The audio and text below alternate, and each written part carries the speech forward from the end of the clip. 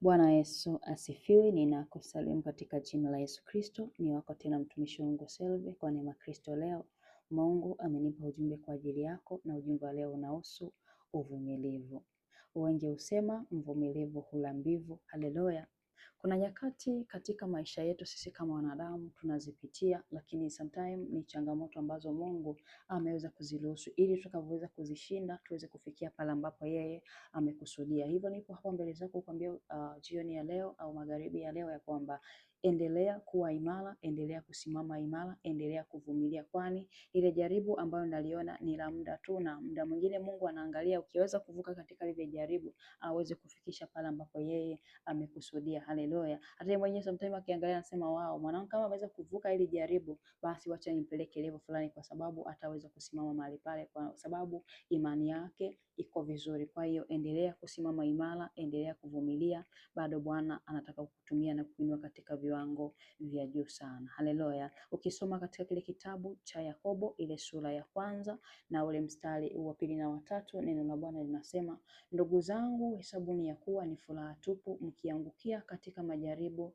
mbalimbali, mkifahamu ya kuwa kujaribiwa kwa imani yenu huleta saburi. Haleluya. Katika kujaribiwa kwetu kunaleta zaburi. Katika kujaribiwa kwetu kunatufanya sisi kuwa strong, kunatufanya sisi kuendelea kuimarika. Haleluya. Hivyo usiogope majaribu, endelea kuvumilia. Bwana Yesu asifiwe. Lakini pia tutakwenda kuangalia watumishi wa Mungu ambao walipitia katika majaribu, lakini bado waliendelea kusimama imara, waliendelea kuvumilia wakiamini ya kwamba katika ile majaribu hawataweza kuyaishi siku zote. Walivumilia wakijua kwamba ni ya muda tu. Haleluya. Tunaangalia katika kile kitabu cha Matendo ya Mitume ile sura ya 16 kuanzia mstari wa 20 na kuendelea. Neno la Bwana linaelezea ni jinsi gani mtumishi wa Mungu Paulo na Sila walivyoweza kupitia kwenye majaribu. Walipigwa, waliteswa, lakini bado waliendelea kusimama imara katika shida na changamoto zote ambazo walizipitia katika kumtangaza Kristo. Waliendelea kuvumilia, kwani walijua hayo ni ya muda tu. Haleluya. Nami nipo hapa kukwambia kwamba unatakiwa kuvumilia kwa yale yote ambayo inapitia, kwani hayataweza kudumu katika maisha yako, ni ya muda tu. Mungu akusaidie sana uweze kuvumilia, kwa sababu baada ya hapo Mungu kuna mahali ambapo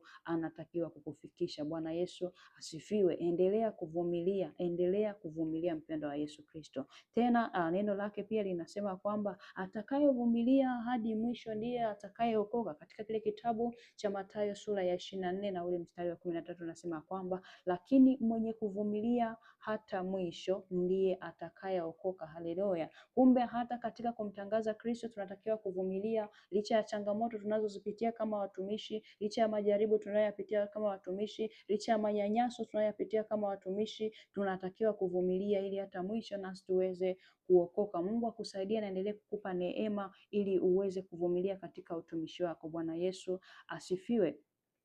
Ni kwenye ndoa unapata changamoto, ni mama haujapata mtoto, endelea kuvumilia. Amini ya kwamba kwa Yesu kila jambo linawezekana. Endelea kuvumilia, muamini Mungu. Amini kwamba kupitia Mungu anaweza kukutengenezea njia pasipo na njia. Bwana Yesu asifiwe. Tunaangalia watumishi wa Mungu waliopitia changamoto katika waliopitia katika changamoto za kutopata uzao, lakini bado aliendelea kuvumilia. Mtumishi wa Mungu Sara alipitia changamoto ya kutopata mtoto, alipitia miaka mingi bila kupata mtoto, lakini bado aliendelea kuvumilia, aliendelea kumwamini Mungu. Katika kile kitabu cha Mwanzo sura ile ya 21 kuanzia mstari wa 1 na ule wa 3 inaelezea ni jinsi gani Mungu alivyoweza kumjibu. Alimjibu kwa sababu alivumilia. Mtumishi wa Mungu Ana aliteseka kwa sababu alikuwa tasa na alidharauliwa sana, lakini bado aliendelea kuvumilia na mwisho Mungu akaweza kumfanyia kicheko. Bwana Yesu asifiwe. Nawe amini ya kwamba Mungu ana uwezo wa kukufanyia kicheko. Endelea kuamini. Umeomba kwa muda mrefu, umekaa tasa kwa muda mrefu,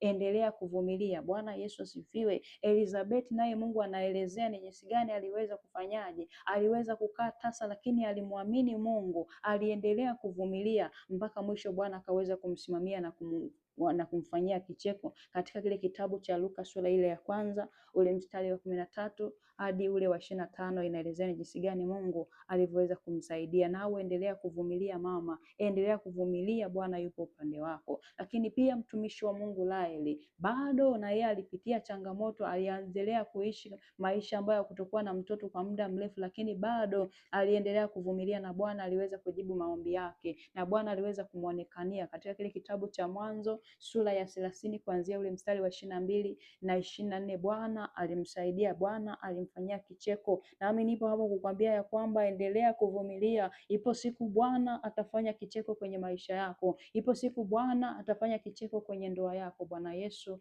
asifiwe. Ni kijana unatamani kuolewa, bado haujapata mchumba, umeomba kwa muda mrefu. Ni binti unatamani kuolewa, umemsihi Mungu kwa muda mrefu sana, unaona kama umri umeenda. Usikate tamaa, endelea kuvumilia. Wakati wa Mungu ni wakati sahihi. Endelea kumwamini Bwana. Ukisoma katika kile kitabu cha Mhubiri sura ya 3 na ule mstari wa 11, neno la Bwana linasema hivi, kila mtu amena.